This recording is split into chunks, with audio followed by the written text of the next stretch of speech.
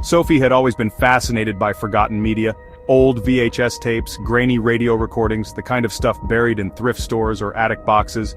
She ran a small YouTube channel, Lost Signals, where she'd analyze obscure broadcasts and share their eerie charm with her few hundred subscribers. It was a hobby, not a career, but it gave her purpose after dropping out of college.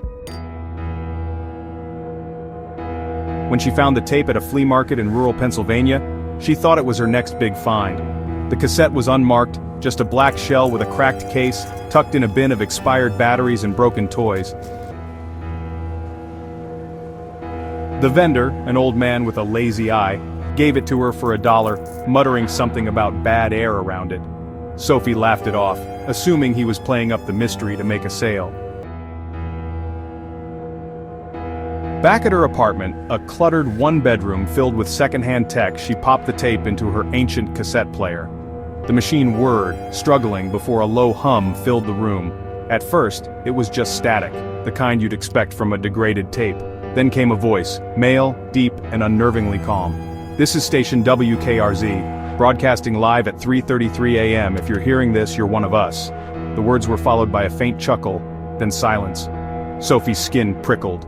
The tape ran for another minute, mostly static, before the voice returned, now strained. "They're outside. Don't look, don't move." A sharp crack, like glass breaking, ended the recording. The tape clicked off, leaving her staring at the player. She replayed it, expecting more, but that was it. 2 brief snippets, cryptic and unsettling. Her first thought was that it was a prank, maybe an old radio play, but the production felt too raw, too real. She searched online for WKRZ Pennsylvania but found nothing. No station, no records, not even a defunct frequency. Her subscribers would love this, she thought, but something about the tape made her hesitate. The vendor's warning echoed in her mind. That night she couldn't sleep. Her apartment felt smaller, the shadows sharper. Around 3 a.m., her cassette player turned on by itself, hissing static. She bolted upright, heart racing, and yanked the plug from the wall. The silence was worse. She hid the tape in a drawer, promising to deal with it later. The next day, she reached out to a friend, Marcus, who worked at a local library and had access to obscure archives. He agreed to dig into WKRZ, intrigued by her description. Meanwhile, Sophie tried to focus on editing a video, but her eyes kept drifting to the drawer. She swore she heard faint static, even with the player unplugged. By evening, Marcus called with news. "Found something," he said, his voice tight. WKRZ was a pirate radio station in the 90s, run out of a trailer in the woods. Shut down after a fire, no survivors, supposedly. Supposedly? Marcus's voice echoed through the phone. The reports are vague. One article mentioned a DJ, guy named Victor, who broadcasted at odd hours. Locals said he was unhinged. Talked about listeners like they were a cult. The fire was ruled arson, but no one was charged. Marcus paused. "You sure you want to mess with this tape?" Sophie didn't answer. She thanked him and hung up, her mind racing. Against her better judgment, she pulled the tape out and played it again, this time recording it to her laptop for analysis. The voice was clearer in her headphones. "You're one of us." She slowed the audio, catching a faint background noise. Breathing, not one person but many, overlapping like a crowd pressed close. Her stomach churned.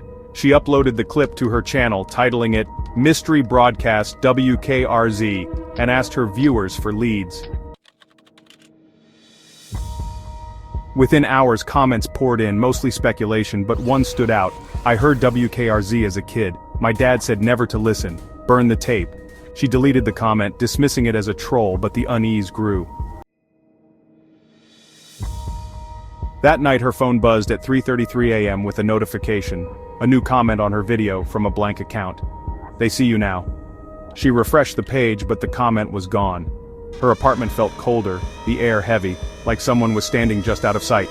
She checked the locks, closed the curtains, and slept with the lights on. The next evening, she visited the library to meet Marcus, hoping for more answers. He'd found a microfiche article about the WKRZ fire, dated 1994.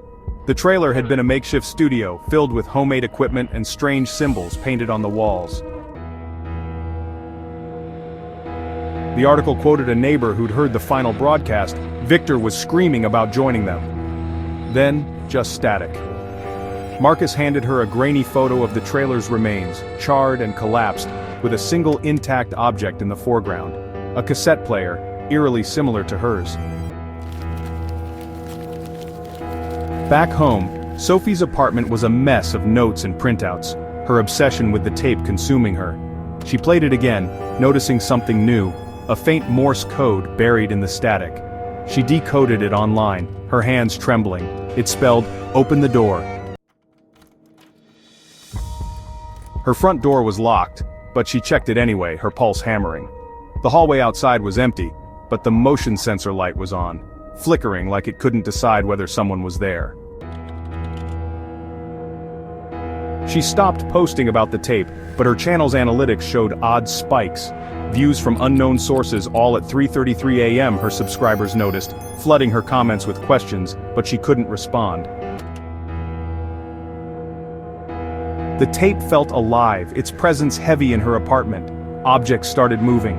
A mug shifted on the counter, her keys fell from their hook. The cassette player, still unplugged, hissed to life one night, the voice clearer than ever. "Sophie, you're one of us." She smashed the player with a hammer, shards scattering across the floor, but the static continued, now coming from her laptop, her phone, even the TV. Desperate, she drove to the flea market, hoping to find the vendor. The stall was gone, replaced by a table of cheap jewelry. Another vendor, a woman with nervous eyes, recognized her description. "That guy? He shows up once a year, sells weird stuff, then vanishes. Folks say he's cursed, always talking about voices." Sophie's throat tightened. She asked about the tape, but the woman just shook her head. "Some things you don't keep." Back at her apartment, the air was thick, the lights dim. She burned the tape in a metal bowl, the plastic melting into a black sludge, the smoke stinging her eyes. The static stopped, but the silence was worse. She moved out the next week, crashing with Marcus until she could find a new place.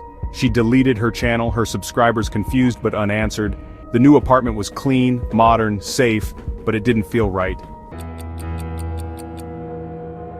One night, weeks later, she woke at 3:33 a.m. to a faint hum, like a radio tuning itself.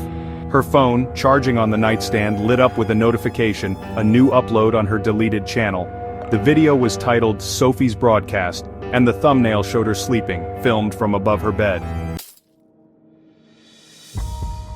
She didn't watch it. She smashed the phone, packed a bag, and left town, no destination in mind. She hasn't stopped moving since, staying in motels, avoiding electronics. But every so often at 3:33 a.m., she hears it, a faint static, a whisper calling her name, reminding her she's still one of them.